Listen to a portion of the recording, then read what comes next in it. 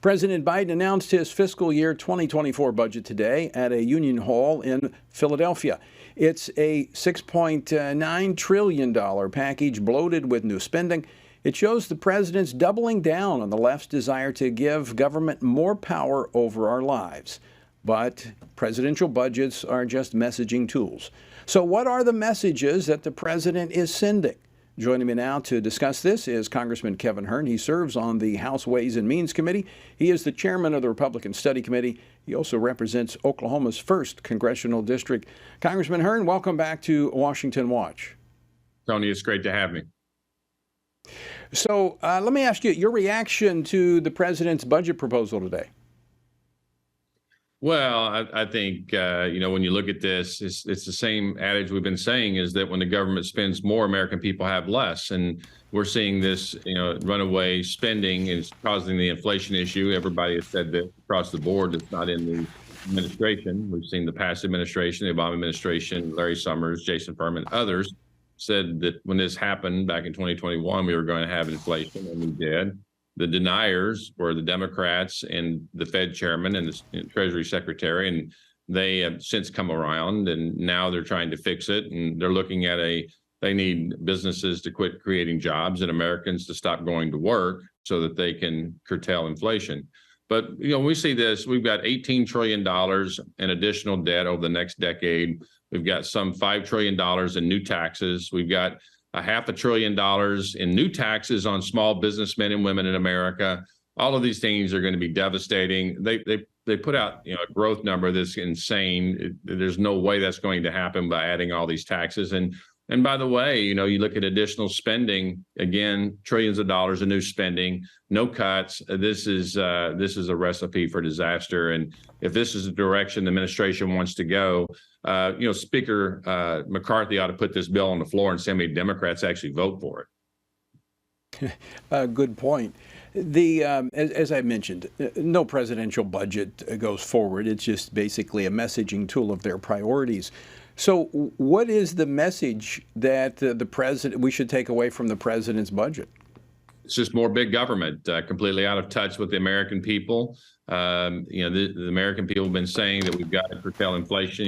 Eggs are $3, $4, $5 a dozen.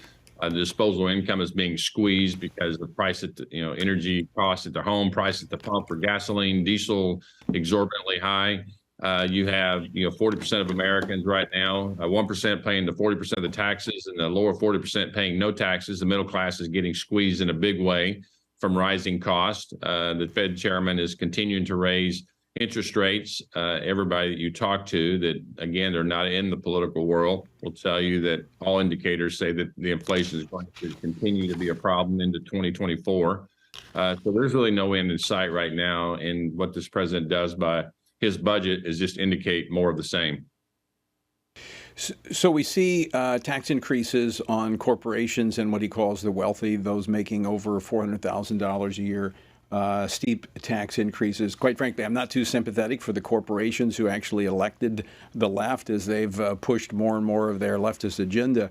But there's a few things in here that are very troubling. Number one is the expansion of trying to get children at an earlier age into government education. When we've seen how government schools have performed so poorly on test scores, why would we give them our kids earlier? And then when you look at given the uncertainty of the world in which we live, China, Russia, why a reduction overall in military spending?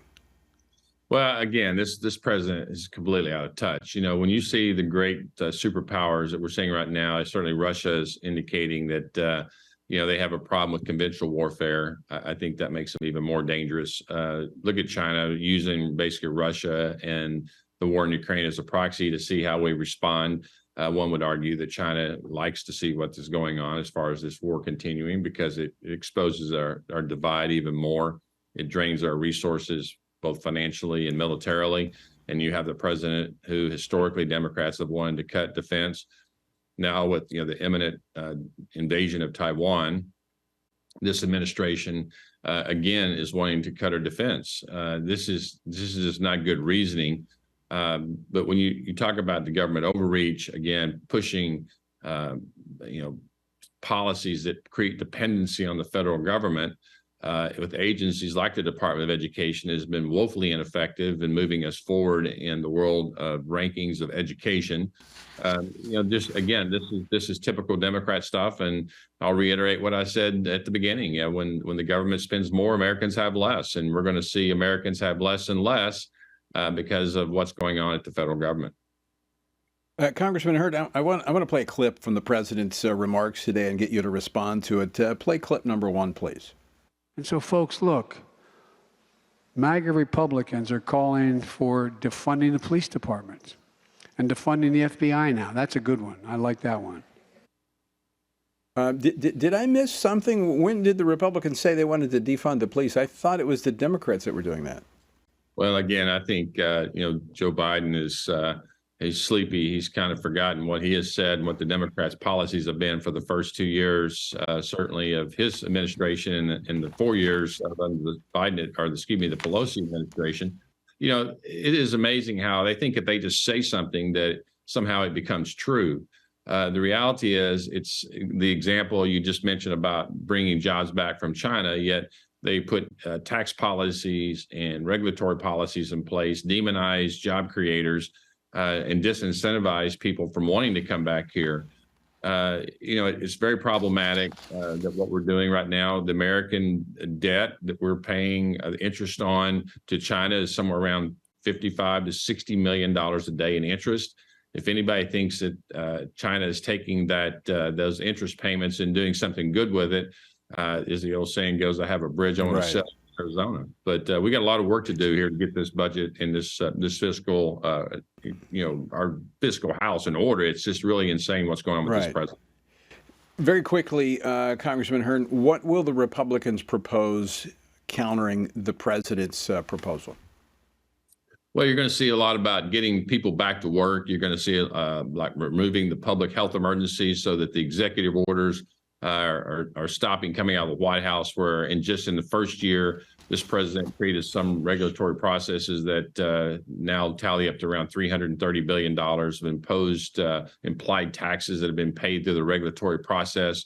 You're going to see work on making the tax rates permanent for the American people and small businesses. You're going to look at incentivizing American workers to come back to America from China, move the manufacturing back through policies that really substantiate what we're talking about, that it's important that our economy be less dependent on China. You're going to talk about energy security, border security, things that really matter. And certainly all of these end up being very important to our economic security. Well, it sounds like we're going to be in for some interesting times as the Republicans square off with the Biden administration. I would tell you, this is one of the farthest reaching Great Society type budgets I think we've seen since the 1960s in terms of the social programs that this president and this administration wants to expand. Given, as you pointed out, how our economy is still reeling from all of the spending from before, more of the same just quite frankly doesn't add up. Congressman Kevin Hern, always great to see you. Thanks so much for joining us today. Thanks, Tony.